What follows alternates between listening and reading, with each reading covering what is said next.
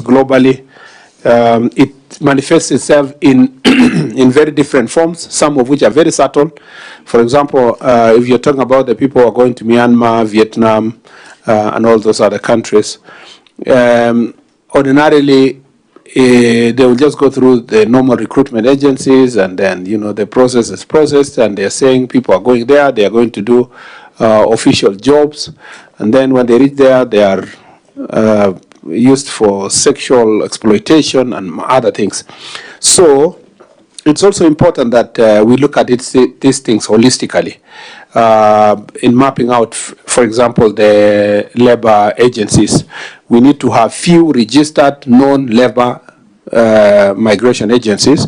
We also need to make sure that the society is aware of this, what is trafficking, and before someone allows their child to go out of the country, they should be able to know where they're going, which job, where is the application letter, and so forth. But again, they also take advantage of illiteracy. That's why they go for the marginalized areas where literacy levels are very low.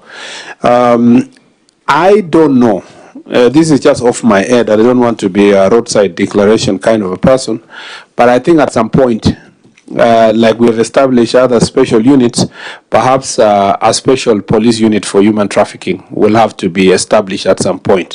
It might be actually necessary, so that even if it is not a fully-fledged, that it is all over, but a smaller unit that thinks through, coordinates the assesses the patterns, receives the intelligence report, and works with the officers on the ground. It might be necessary to have a special unit to deal with human trafficking.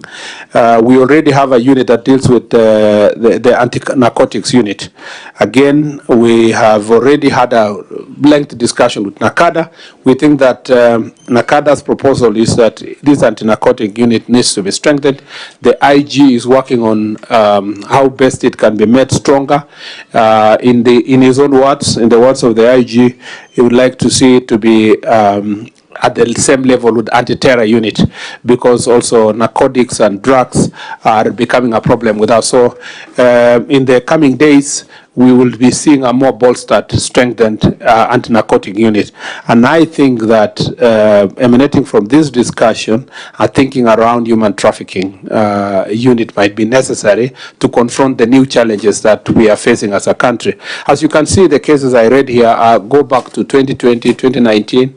It's been an old case. And then, as Vice Chair said, it's linked also to terrorism, among others. As you all know, that in Marsabit the other day, there was a major operation in Marsabit and Isiolo to dismantle cartel, drug cartel there, led by the OLF.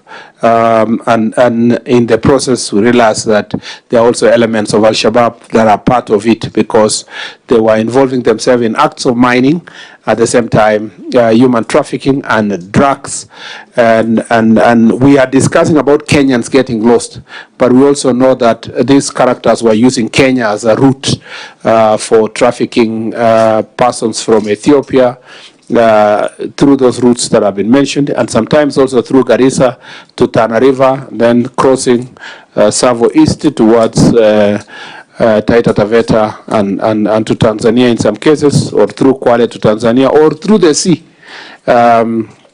because there are many sea points that are unmanned.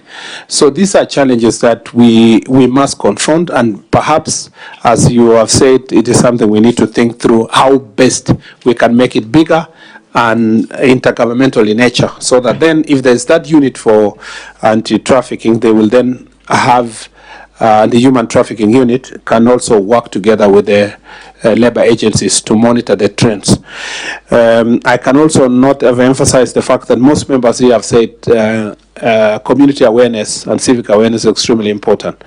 It's important for us as leaders to voice these issues continuously, and to ask religious leaders in every area as we come to use the Friday prayers, Sunday, Saturday prayers to bring awareness.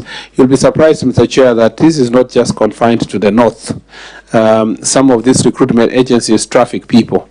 And there are even a number of cases from Kisii and other parts of the country, Nairobi, of course, in the people we have in Myanmar, Vietnam, and Saudi Arabia and other parts of the world. So it is something that we must continue labor migration without giving it a bad name through human trafficking, and that is, we must separate the chaff from the wheat.